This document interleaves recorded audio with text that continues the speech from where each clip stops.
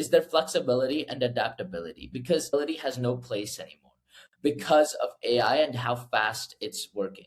Right? A lot of these startups, what they do is they create a singular product, a singular thing that, oh, this is our product, we're going to sell this, and we don't care about anything else.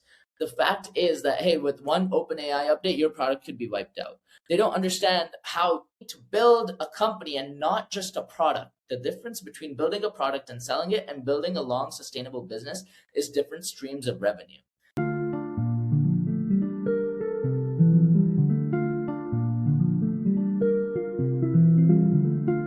Welcome to Lunch with Leaders, the podcast where we explore what it takes to lead, thrive, and create lasting impact. I'm Adaeze and Mahir, a TEDx speaker, leadership strategist, and the founder of African Women in STEM. Each episode features insightful conversations with innovators, trailblazers, and leaders from around the world who are transforming cultures, redefining leadership, and shaping the future of work. Together, we'll share the stories, strategies, and mindsets that will empower women in STEM to amplify their visibility, influence, and impact.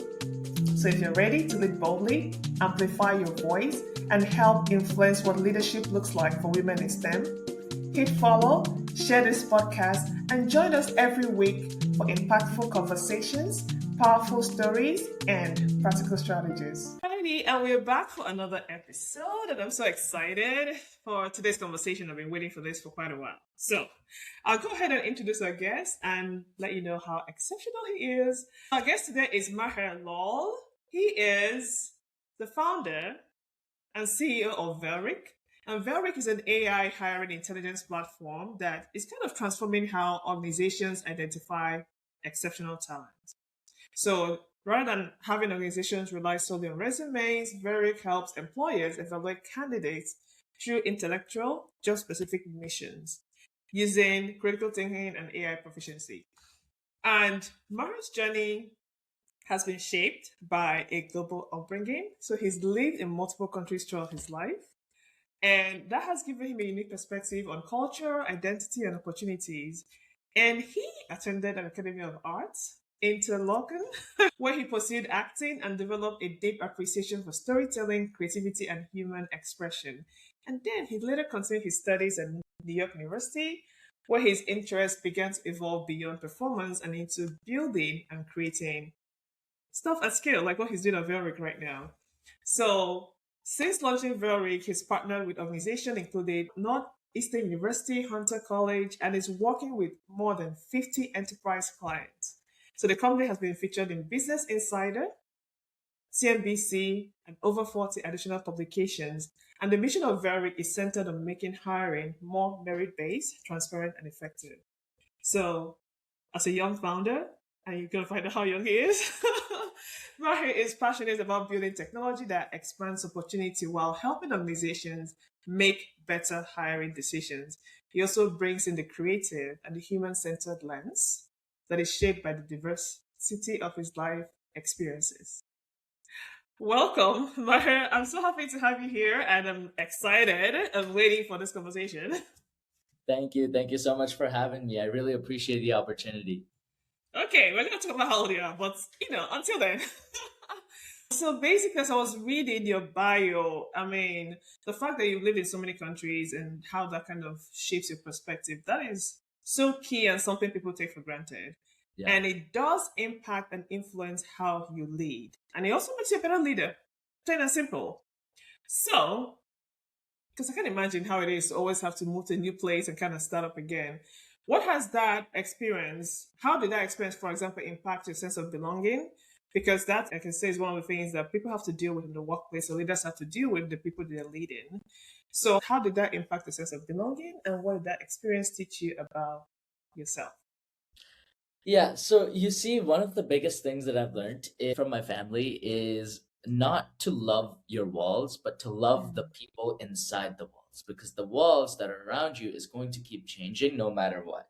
We are in the world where you have to be adaptable, you have to have that flexibility, you have to move like jello, right? Mm-hmm. If you are stuck within the walls of your own home, and if you believe that, oh, my home, these walls have sentimental value, they don't. Your family, the people living inside of the house, They have sentimental value. Those are the people that you should be looking forward to. Those are the people who you should be making deeper relationship rather than the walls that are around your house. I've lived in around 4 different countries, and I've moved high schools around 8 different times. So Wow. I've never been in one high school more than over 2 years. All of school, actually, not just high school. All of my schooling life. So I was born in New York. 2 months later, moved to India, lived there for I think around 4 or 5 years. Then moved to Toronto in Canada, lived there for close to a year. Then moved to, in the middle somewhere, there was also the UK for a month. And then I was in Fort St. John, which is a city in Canada all the way up north in BC. It got very cold there to the point where Celsius and Fahrenheit were the same temperature in the negatives. So that's how you know it was really cold there. And then I moved to Kelowna, which is around 4 hours out from Vancouver and one of the greatest wine countries. They have the greatest wine in the world. And it's a major tourist attraction, one of the warmest cities in Canada. And even within Kelowna, we moved twice, and then we moved to Vancouver. After Vancouver, moved to Northern Michigan. That's where I went to Interlochen Arts Academy to study acting. And then after Michigan, I moved to New York finally. Made a full circle back home to where I was born. And belonging is, again, with the same rule, right? I don't have any sentimental value to the homes or the walls that I live in. Most of my sentimental value is with my family, with pictures that are taken on my phone, with the good memories that you have stored inside of your brain. Another way to find a sense of belonging, in my opinion, is to make friends wherever you go. I'm never afraid of losing or making friends, because when people are like, oh, I'm going to lose my friends when I move cities. Yes, you may not see them as often, and yes, you may lose some, but it's so important to recognize yourself as a global citizen. You have to recognize that if you want to go visit somebody, they're only one flight away. If you want to meet someone, they're only a few hours drive away. It's not the end of the world if you're looking for bigger opportunities. You have to follow the opportunity of where it is if you want to be successful, and you can't just stay within your own city and within your own walls where it's difficult for you to be successful. I mean, there's just a lot to what you just said. But as we were talking, there's this lady that I kind of connected with a couple of years ago during COVID. She was building a community, and then she started this coaching business within her community. So I think she's experiencing like some kind of life transition. And she was talking about how, they had this beautiful home and they bought it at one of the lowest interest rates I can ever imagine. And it was everything they wanted. And it was a struggle for them because they realized they wanted something more, but they were kind of trapped in that because they had everything you're supposed to have, at least in America, which is you have your lovely home. And with everything that has happened in the last couple of years, you have some ridiculous interest rate that is below 3%. You know what I mean? And it's almost like you have to be crazy to let this go. But when you talked about not having any kind of attachment to those things, it just kind of got me thinking, because a lot of times I'm like, okay, first of all, I hate moving. I move so much, I hate moving. So, not the moving It's part. not a It's just that pleasant experience, but you do it for the opportunities, right? You do it for I don't mind opportunities. I don't mind the moving. I just don't want to pack and unpack. And Yes. especially when you have a family, it becomes so much more complicated. Yeah. That's definitely a hassle for sure. Yeah, but it's interesting how we don't realize it, but we really have all these attachments that kind of keep us. And to your point, that might even prevent us from having even better opportunities or just an entirely different experience that will change our lives in ways that we couldn't have imagined. Yeah. This is amazing. So definitely, you know what? I definitely gonna. Did you say Colonia is the name of the place that has wine in Canada? Kelowna. Okay, fine. Because I'm like, as soon as you said that, my head went ding ding ding. It's a small city of like, I think 200,000 people. It is the warmest city in Canada. It is one of the most beautiful places you will ever go to. It's filled with wine, cherry trees, cherry orchards, wineries. Some of the most beautiful wineries in the world are based in Kelowna, Canada. You see, I would never have known that because everybody knows France, Italy, Spain, all those places. And I just discovered a vineyard like 20 minutes from my house, just a couple of weeks ago. But that is interesting and definitely something to look forward to. So when people meet you, right now today because that's how I met you. I met you at an event that you hosted. I don't even know how I got on your email list, but that's story for another day. So what is something about you that you know is exceptional but people don't see? I'm saying this because sometimes we are limited by just, oh, we see something and then we immediately classify it as whatever and kind of move on without trying to figure out if there's more. And I'm Yeah. also saying this and tying it back to your event that I attended because I was just like, first of all, New York is cold. No, it wasn't cold, but it was New York. I have to travel anyway. Yeah. Every I live far down in New Jersey, but I just kind of looked at, I just saw hiring and I saw leadership. I was like, I don't know. I didn't care about anything else. That was enough for me to go and find out, and I was pleasantly surprised. So, what is it that people can't really tell by seeing that you know it's absolutely exceptional that you like to share? I think it's the fact that there's so much that goes behind the scenes of running a business. A lot of people see my face, and those who already know me resonate my face with the startup. I'll be honest, I'm not a huge fan of the startup world. I'm an old man inside. I'm an old soul. So I will say the term youngsters. I don't understand and I don't like the way that these kids, they just raise a few $1 million and the way that they are just spending investor money like it's not their own. And that's one of the reasons why I don't like to be associated with the startup world. I never call my business a startup because we're a team of 9 people now, right? I'm not a solo founder or me or my co founder just like in a room typing out code and stuff. That's the beginning hustle, but that is not a sustainable way to build a business. If you're doing that for more than a month, you need 1 month to maybe do that. After that, you should be starting to get clients. You should be starting to get revenue. You should be going outside the world, doing outreach, talking to people. That's how you build a long and sustainable business. And a lot of people see my face because I was associated with the startup world. They associate Velric being a startup. They associate me with the startup world. And that's something that people don't see, that there's so much work going on behind the scenes, that there's a team of 9 people, and then there's my brain strategizing on how Velric can be the next Fortune 500. How can Velric really make a huge difference in the world and impact people's lives in a positive and better way? People don't see that. All people see sometimes is, oh, it's a company, they're doing this, they're doing that, but there's a lot of things that they don't see that is happening in the background, things that we have yet to even announce. Yeah. And I'm curious because, back to what you said, there's an adage in my language. I don't know how to translate exactly to English, but what it is that when you don't deserve something, and deserve doesn't necessarily mean that, you're born with a silver spoon, is like, have you put in the work? Right? Yeah. When you haven't put in the work to get something, usually when it's handed to you, you're definitely going to misuse it. Plain and simple. When I talk about the startup culture, I'm also thinking like maybe the startup world also created this because I show up and then I have this idea and then you just dump a lot of money on me. So when the youngsters, like you say, come in, it's almost like this is it, especially the ones that can easily raise that kind of money. So they Mm. just get the money and it's all about, I was able to raise XYZ and I'm deploying it. So there's also that aspect as well, don't you think? 100%, but I will contradict you there a little bit. I don't think a lot of them are being handed it on a silver spoon, but what is happening is because they're young, they're immature, they don't know how to handle that money. And what happens is, I'm not going to name names, but there's companies that would go to the clubs, and what they would do is have a competition on who can spend the most money, who can buy the more bottles, who can host the largest parties. These kids, all they care about is popularity. All they care about is all the guys who are in the startup world. And if they have investor money, all they care about is, oh, how many girls they could get with that money, how much they can show off that money, right?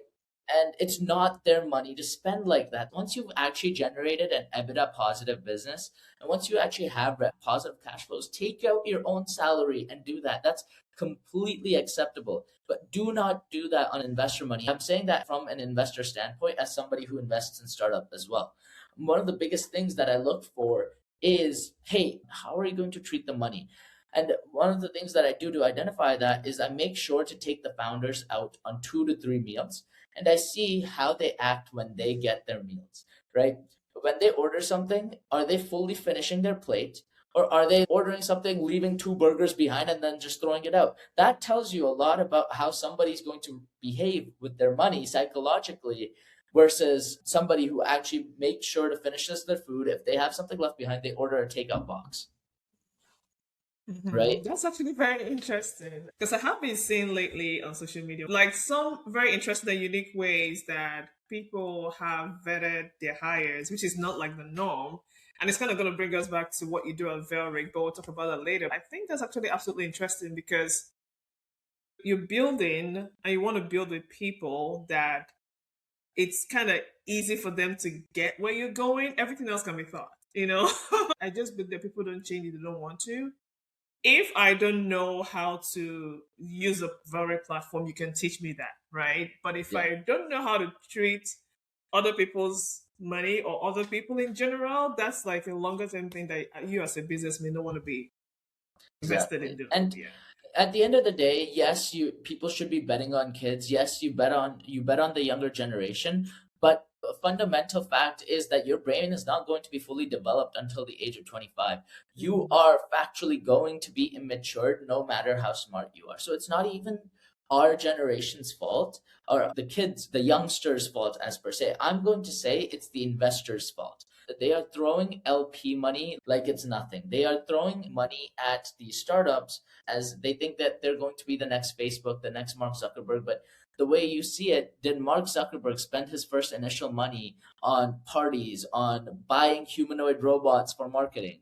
No, that's not how it works. You actually have to think about the future of the business. You have to see how that business is going to span out in the long run, and you have to start planning about your business on how you want it to look. It's so true. Well, it's a good thing that you mentioned that because I was having a conversation with someone recently, and it used to be very normal to say, even with your career, your business, what is your 10-year plan? With your business, what is your 10-year plan if you're trying to get funding or whatever the case may be? And with the way AI is impacting everything, it's a bit challenging to do that just because things are changing so much. But at the same time, it's almost like people don't expect you to have a 10, 20-year plan. They expect to have a 1 or 1.5 year plan. But what I hear you saying is that regardless of what's going on, you have to have a vision. You have to have some kind of sense of direction, right? And then there's some things that can change, but there's some things that fundamentally is kind of your North Star, right? That's what you're trying to say here. 100%. And here's the thing, what's the most important thing about a business is their flexibility and adaptability, because ability has no place anymore because of AI and how fast it's working. Right? A lot of these startups, what they do is they create a singular product, a singular thing that, oh, this is our product, we're going to sell this, and we don't care about anything else. The fact is that, hey, with one OpenAI update, your product could be wiped out. They don't understand how to build a company and not just a product. The difference between building a product and selling it and building a long, sustainable business is different streams of revenue. So if this is Velric, what am I doing to get 6 different streams of revenue itself? Of course, one is this product, one is the other product, one is this, one is maybe events, oh, one is maybe a recruiting side, right? You need to have multiple different streams of revenue coming into your business. So you know that even if 2 of your products were to get blown up by ChatGPT's new upgrade, you still have multiple streams of revenue. It is sort of like a schmuck insurance. Mm-hmm. That's very interesting to see. But again, back to that, because you say this, and I just did an accelerator last year, okay? Yeah. And definitely when you're planning, when you're putting your stuff together, you're supposed to have all this, to your point, multiple sources of income. But then again, kind of going through the process, I don't know if it is just how things have been. It's always like you're also told to have like one focus to start.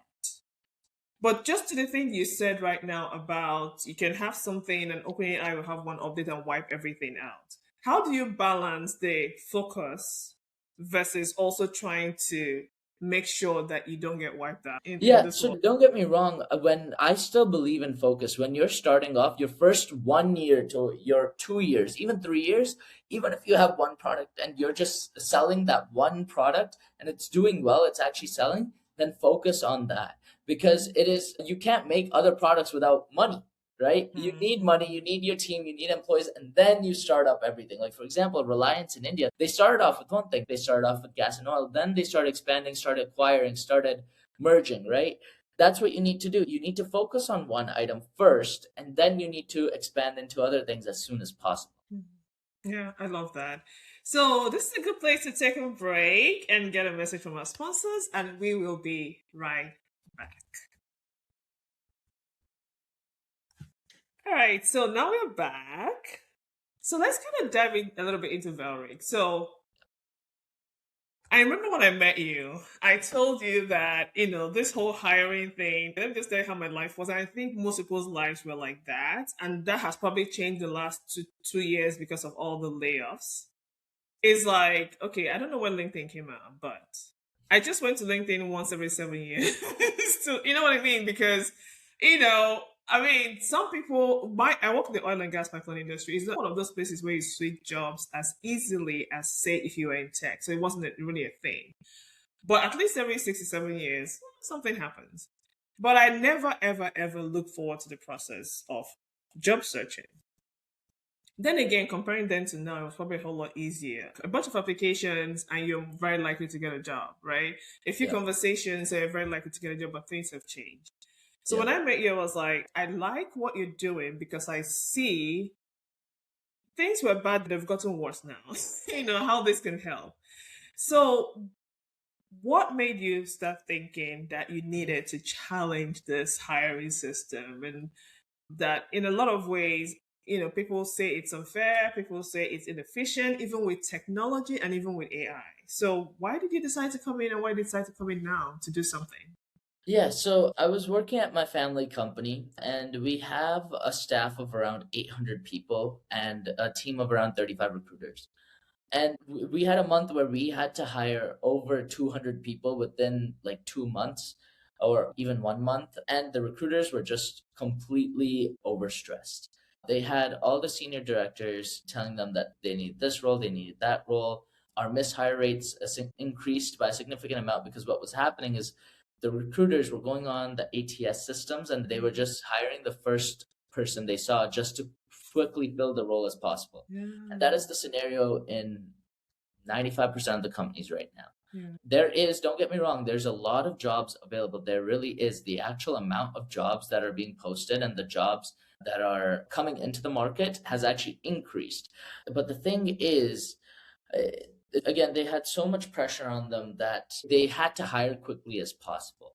And I saw this and I saw the mishire rate. I saw the financials, how people were coming in and going out quicker than an internship of 6 weeks, right? And I was like, there has to be a way to solve this. So that's when I came up with Velric, where why don't we validate and verify the candidates before they even come to the recruiters, where the recruiters, it takes them the same time of just quickly reviewing and then accepting to the next interview and then quickly onboarding within the few days. And that system, so far, we've seen far better retained employees over a year rather than the ones that quit earlier because they've proved themselves beforehand that they could actually do the work. Yeah. So how long have you been doing this work with Velric, So I think we're just about to hit that 1 year mark with Velric. We're at the point where we're almost signing almost 1 to 2 clients a week. And we've already made the transition from founder-led sales to then we just hired somebody recently who is currently working on customer acquisition and hopefully going to be growing way more faster than how I grew the company as well in terms of sales. And the feedback that we've gotten is amazing. It is completely out of the world because here's the thing. Recruiters still have, at the end of the day, the decision that, oh, do we want to put this candidate into our company or not? But what we do is we help recruiters make that decision by eliminating all biases that includes race, gender, sex, everything. We completely remove that aspect, and all we judge is by the actual proof of work.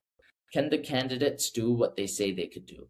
Do they have common sense? And how can they apply that to their jobs? Do they have logic? Do they have speed? Can they execute? And most of all, can they actually do the work? Can they do what they say they can do? How truthful they are to their profiles? With some of our early clients, we've seen longer retained employees, happier senior directors because the employees are actually performing on work.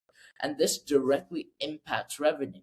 So what I can say is we're not just a SaaS-based hiring platform. We're literally helping companies increase revenue by making sure that they have verified and vetted talent. Mm-hmm. And I'm listening to you now, especially when you say you're not just a SaaS-based hiring platform. And it just kind of makes sense because I know many people start companies because of a problem that they experience that they're trying to solve. And there's something to leaving the pain. Like my friend used to say, it's like if you leave the pain or you're in very close proximity to it, you're going to bring better solutions. So what I'm hearing from you is just having experienced that in a way you're working in your family company. So right now, you're not just trying to provide what you think is a solution, because it's not just about hiring. It's much more than that. It's about retention. It's about the bottom line, the hiring managers, recruiters, and the senior directors and so on being able to focus on what's more important. Right. Exactly. The So narrative yeah. that we take, it's not like, oh, we're helping recruiters save time. Of course we are, but that's just 1% of what we do. Mhm. Think about it. If you have one mishire, that person, first of all, their salary is gone. That is an expense to the company. Then another 6 months is gone trying to train a new person because, of course, training times comes into place. Then imagine all that revenue that person is supposed to bring in. A lot of entrepreneurs don't recognize this, but each and every person brings in revenue to the company, whether that's a technology person, whether that's a salesperson, whether that's a simple social media manager. Every single person does their part of bringing in the revenue to the company. So let's say if a crucial position is missing, whether that's tech, whether that's marketing, whether that's finance, right? You are taking out a chunk of revenue from the company. And that is a large chunk because you may lose a contract. You may not gain a contract. It's opportunity cost that gets in the way when you are missing out on good talent and especially the right talent for your company. Well, thank you for sharing that because again, sometimes we know things, but to your point, when you're under pressure to, for example, fill a position or meet a certain quota, some of these things tend to not be the immediate thing on your mind, but it's going to come down and it's going to be a problem down the line. And it's always going to be a problem if you don't have the opportunity. So, again, Velric is here to make this whole experience better and to make companies make more money and keep more of their money. So well, we're kind of still on the same thing, but kind of moving up a little bit to talking about AI. Yeah. Because you're also an AI company, right? Okay, so you're kind of in it, and again, I'm sure this conversation comes up both with the recruiters at the companies and then the individuals that are trying to work there. There's been a lot of layoffs lately. We know that, and people are so afraid that AI is eliminating jobs, will eliminate more jobs, and it's going to be a problem. You see AI differently. You talked about it being an opportunity to have a more equitable opportunity for talented people, even though some people may disagree because people talk about garbage in, garbage out. Can you tell us how, really, in your experience and with the work you're doing at Velric, how AI has actually helped people who traditionally have been overlooked by the hiring systems the way we have it right now? Yeah. So I can guarantee you 99% of the people who are in the job market don't actually know how to write a resume.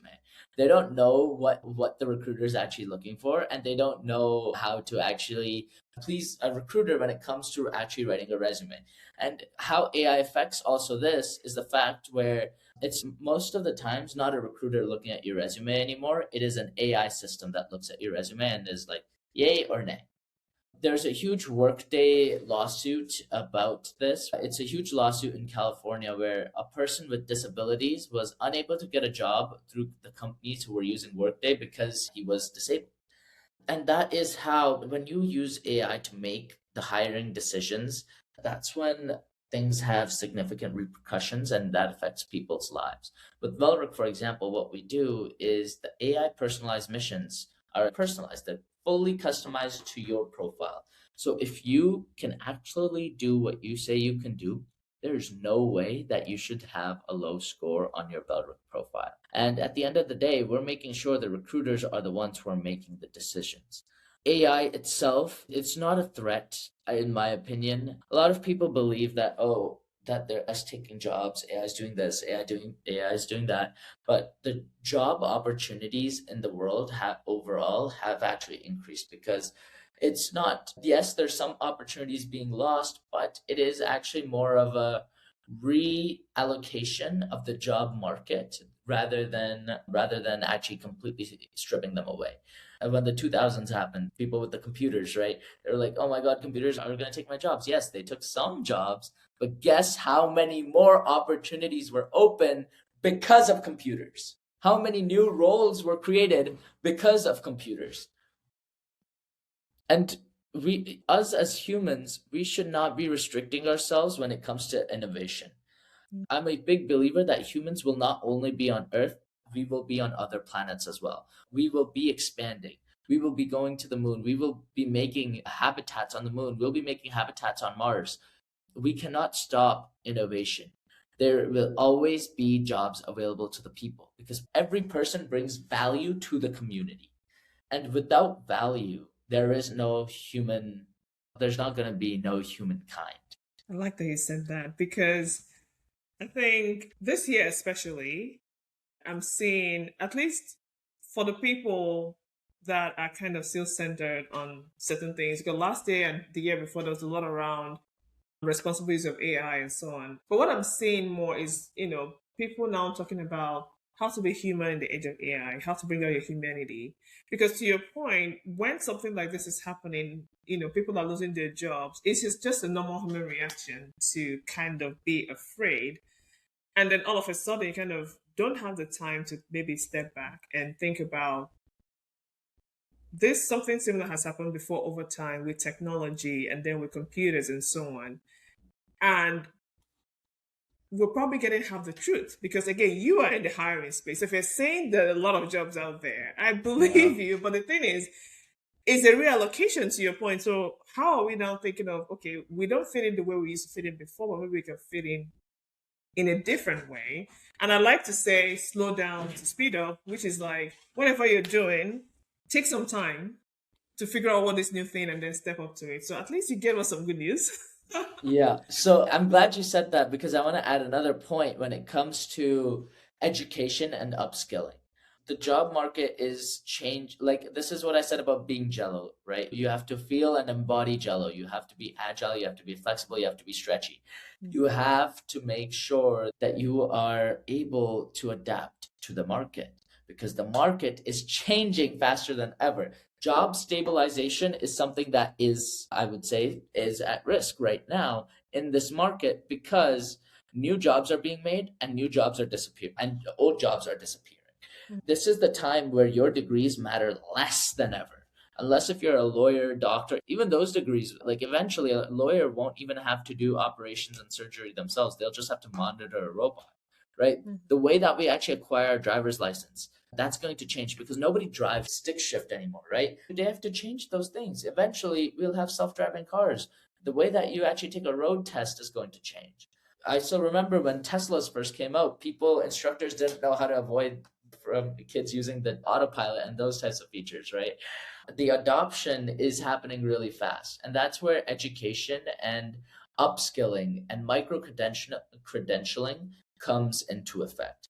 I believe there's a huge opportunity for our listeners who are planning to open up their new businesses or thinking about ideas. There's huge opportunities in upskilling and microcredentialing. That's one of the focuses that my family has been doing as well, especially as a tech company. The focus has been on that because a marketing degree doesn't mean anything, and our generation just has proved that. Most people with a marketing degree cannot do marketing. Most people who have a business degree just turn into professors, right? They don't build and scale their own businesses. People who do that are people who have dropped out, people who have left their education and actually worked in the real world, done stuff in real life. And that's how they're able to grow and grow because they know how agile the world is, right? In school, they're still teaching how Coca-Cola and Pepsi became successful, right? But those same fundamentals cannot be applied anymore. Coca-Cola would not be successful today if they did the same thing they did 100 years ago. And that's how flawed our education system is. And I don't think it's going to change anytime soon. So if you are fortunate enough that you can afford not to go to university, Go out in the real world, experience real world things. If a degree costs you $500,000, which it does at NYU anyways, spend that money trying to upskill yourself, learn something about the world in the next 2 years, and then put yourself in the job market. And I guarantee you, companies will be hopping at you.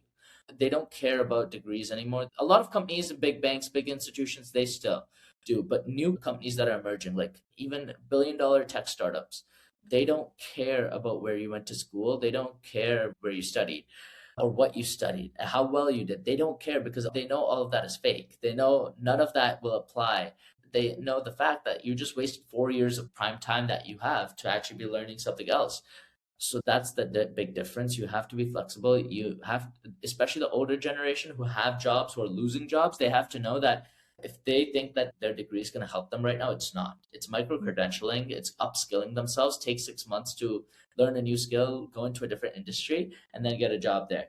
Yeah, be the best at that thing and prove yourself that you can be the best. There's so many ways of doing that. There's social media, blogs, newsletters. There's so many things to be a professional expert at whatever industry you choose.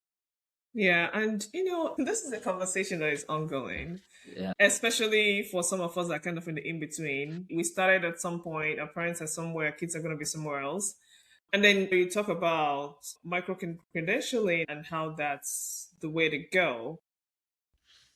I don't know how to explain it, but to your point, institutions, I have friends that work in academic institutions, and those are one of the places that change is so slow. So you will think that, because at some point education was a thing that brought you in certain spheres, but now change is so slow, so it's probably going to take some time. But also thinking about the fact that schools, to your point, they're still talking about Coca-Cola and Pepsi. Schools were created to really train people for what was the age when you just kind of went and worked for a company and did the one thing and whatever the case may be. So they didn't really train people to work in the world today, where to your point, you have to be jello, you have to be agile, things have to move around. And it's probably going to be like that for some time. This is an interesting conversation because a lot of people are like, school is important. A lot of people are like, school is not important. But where do you draw the line? Because again, we live in a world where I'll probably say some people are fortunate enough to know about new age companies. Some people, all they know is the old companies. But then everybody's going to be faced with the same thing, which is sometimes you spend all this time, spend 4 years doing master's, do a PhD, and then you're back to not knowing what to do. But it's a good thing we brought that up. But either way, even if you're not sure, I think Mahir, what he's saying is still go and figure out the thing that is happening and upskill and get that in, and then at least in that process, discover what's next for you. Yes, 100%. Wonderful. And it's a good thing we talked about this because, again, talking about how people or companies these days are looking for people that can solve problems regardless of how many letters they have after their name. So you have worked in your family company, you're building your own company. What have you learned from seeing people just kind of come into the space that are not ideal candidates by any standard? Just kind of watching them build and solve problems regardless of where they would have been positioned by the measuring stick, if that's the thing, of, okay, they get a degree. What has surprised you the most in actually seeing people come into, for example, your organization or your family office and kind of like move things forward? The best answer I can give you is I don't know. It's because even with all the tools there are, you're still betting your money on a person, right? And nothing can tell you about the work that they can do without you, the employer, actually giving them the time to showcase that proof. Sometimes we've been like, oh, this profile is going to be okay. We just need somebody right now. Let's just get this person in. They've turned out to be exceptional. And then we've seen some exceptional profiles, exceptional resumes, and we've put them into the company and they haven't been able to perform at all. They've been close to zero. And that is always going to be, it's like almost prediction markets, right? There's either they could do bad or they could do good. And to do good, they have to be exceptional. It's very much like, I don't know. Nobody knows.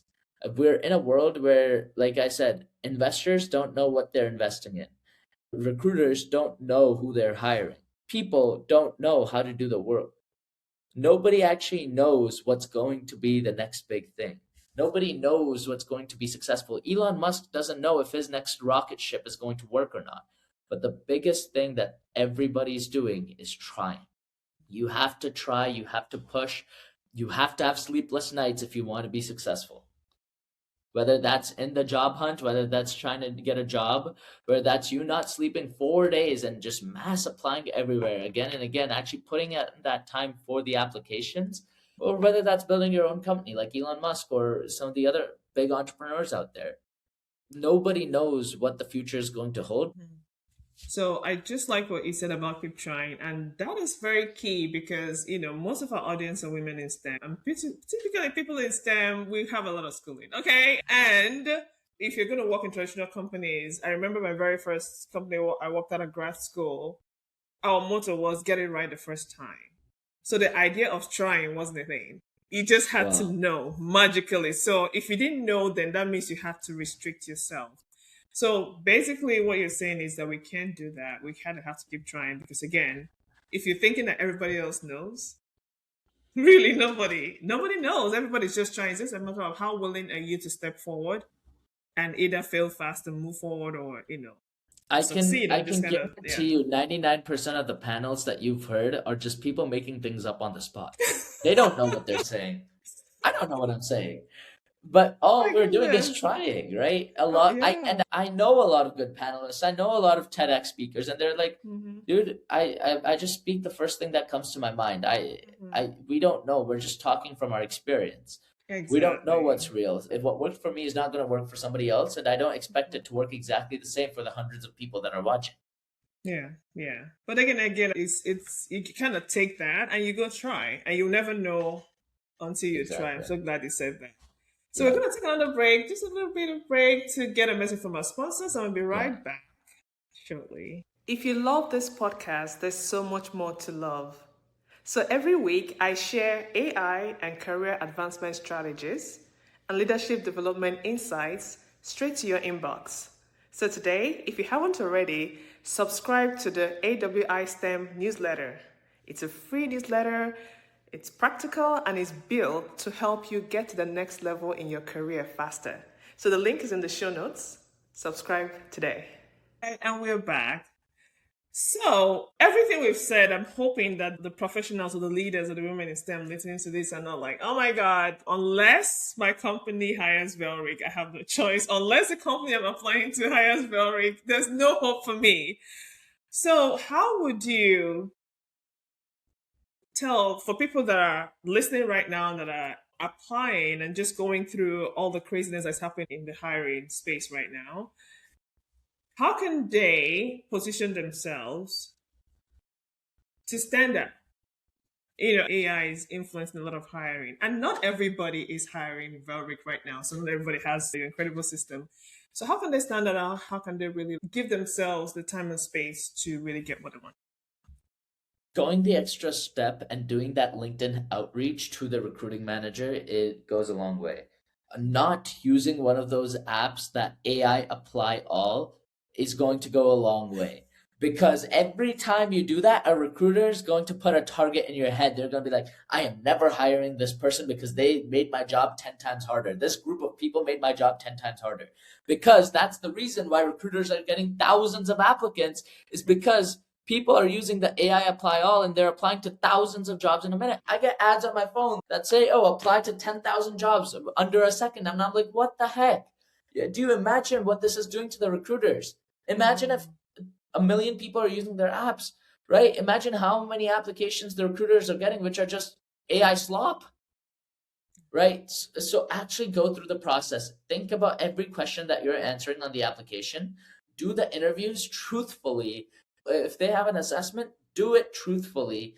Be truthful to your profile and actually take the time and effort into applying. If somebody that you know is getting applications done in a matter of hours and they're applying to multiple jobs, they're like, I use AI to do this. I had Claude do that. Do not listen to them. Apply using your real words. Use Whisperflow if you have to. If you hate typing, right? It's just like click the button, speak into your computer. That's more authentic than you'll ever be.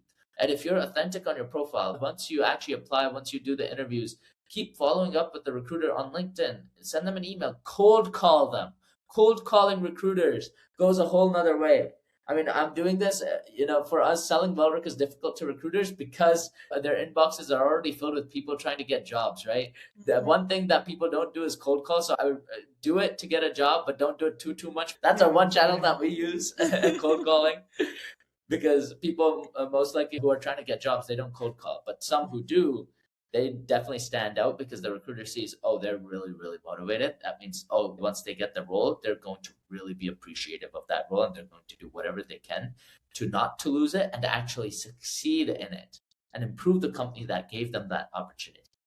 Yeah, I agree. I mean, those are really good things that we can take away. And I was just talking to a friend of mine this morning where, I mean, one of the observations I made, because I remember a couple of years ago, actually had, because I used to host Launch Your Leaders Live before it became so I had a friend of mine come, and he was an engineer and now a professor in a business school, but he has multiple businesses as well. So he's kind of like living the thing. So I had him come and talk about thinking like an entrepreneur, because funny enough, even then I kind of saw that we kind of have to take on some of the entrepreneurial things to have better careers. So what you're saying now actually sounds entrepreneurial-like. You kind of have to treat the job search like you are selling yourself. You are selling a product. You are a product and you're selling it to a client. And that client is your company you're trying to get a job at. Every single person has a little bit of entrepreneurship in them, or you have to have entrepreneurship in them to sell yourself. You are selling yourself. That is the market. Exactly. But for some reason, over the years, we never really had that as a thing. But right now, with the way things are, we're doing more of it, and we just kind of have to embrace it as a new thing.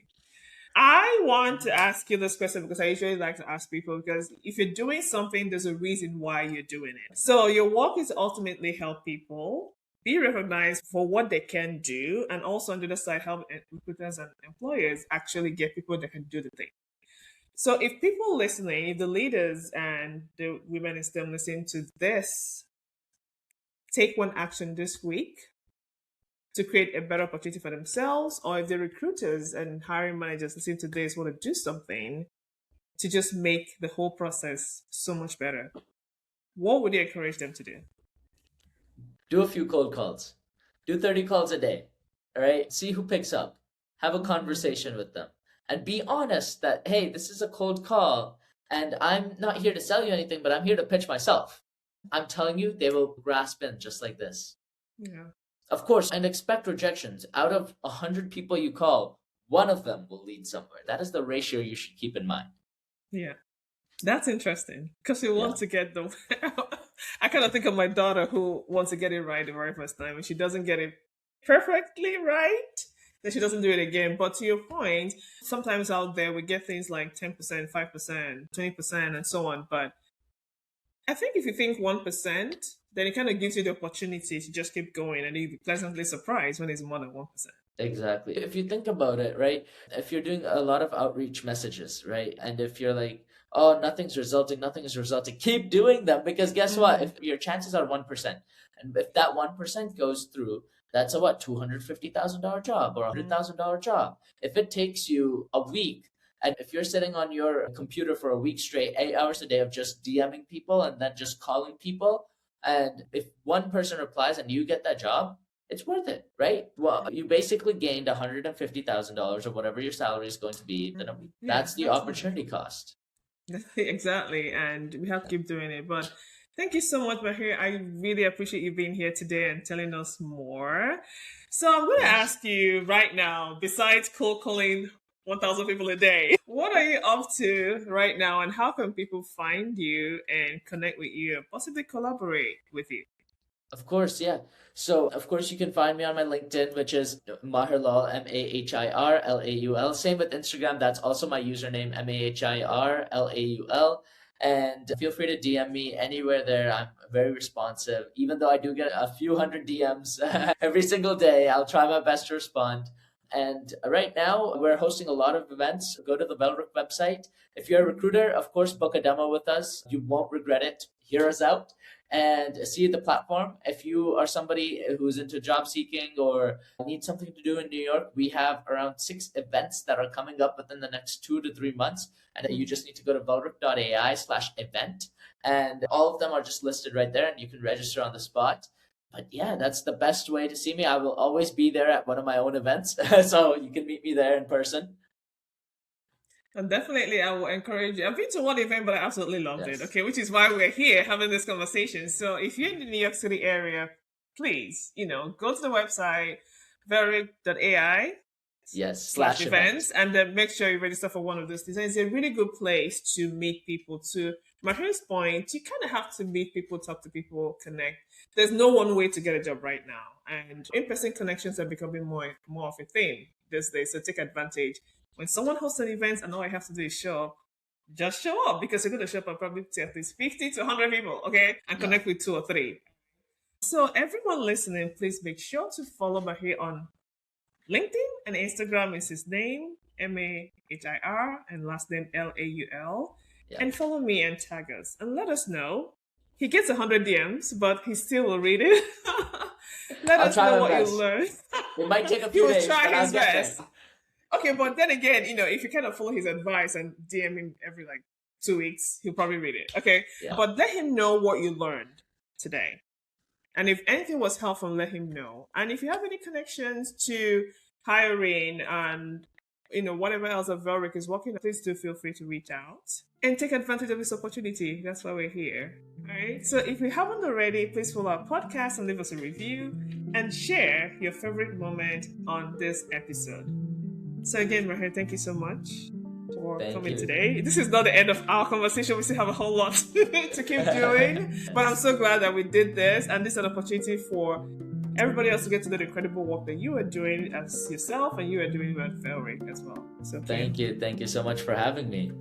Alrighty, well, have a great rest of the week, and we will be back with another episode pretty soon.